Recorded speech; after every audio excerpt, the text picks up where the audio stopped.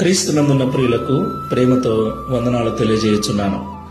April నెల 27వ తేదీ 2025.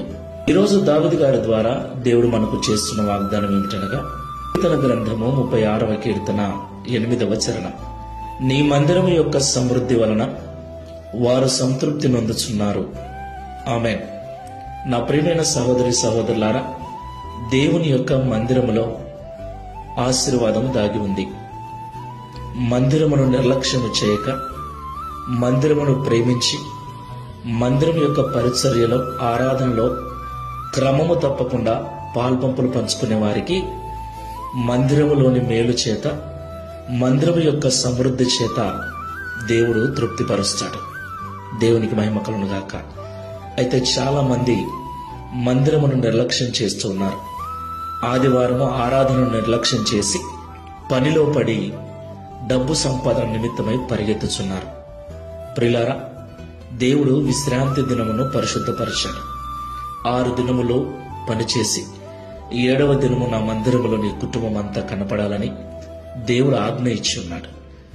దేవుడు 7వ దినమును ఆశీర్వదించాడు. కాబట్టి ఆ దినమున మనము దేవుని మందిరానికి వెళితే దేవుడు ఆశీర్వాదాలను మనకు అనుగ్రహిస్తాడు. మందిరములో ఉన్న మేలు చేత మనం తృప్తిపరుస్తాడు. కాబట్టి ఆరాధన నిర్లక్ష్యం చేయకండి. దేవుని మందిరాన్ని నిర్లక్ష్యం చేయకండి. మందిరాన్ని అపవిత్రపరచకండి. దేవుని సన్నిధి నిలిచే స్థలము గనుక దేవుని మందిరం పట్ల భయభక్తులు కలిగి జీవించండి. ప్రార్థన చేసుకుందాం. ప్రేమ స్వరూపుడైన తండ్రి, పరిశుద్ధుడైన ప్రభువా, మీకు స్తోత్రాలు చెల్లిస్తున్నాం. నీ మందిరములో మేలు దాగి ఉందని, నీ మందిరములో సమృద్ధి దాగి ఉందని మాతో మీరు మాట్లాడినందుకు స్తోత్రాలు. ఎవరైతే నీ మందిరమును ప్రేమిస్తారో, ఎవరైతే నీ మందిరమును పరిశుద్ధంగా చూసుకుంటారో, ఎవరైతే నీ మందిరంలో జరిగే ఆరాధనలలో, ప్రార్థనలలో పాల్పంపులు పంచుకుంటారో, వారిని నీ మందిరం యొక్క సమృద్ధి వలన, నీ మందిరం యొక్క మేలు వలన తృప్తిపరుస్తారని మాతో మాట్లాడినందుకు స్తోత్రాలు.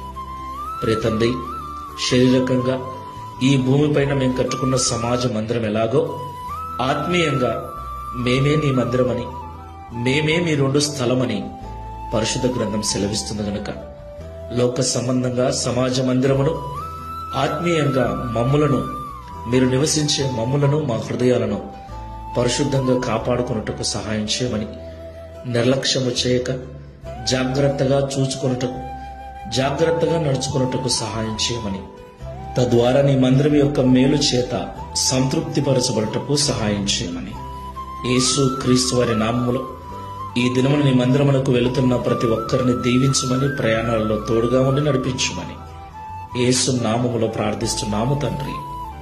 ఆమేన్. Praise the lord. God bless you.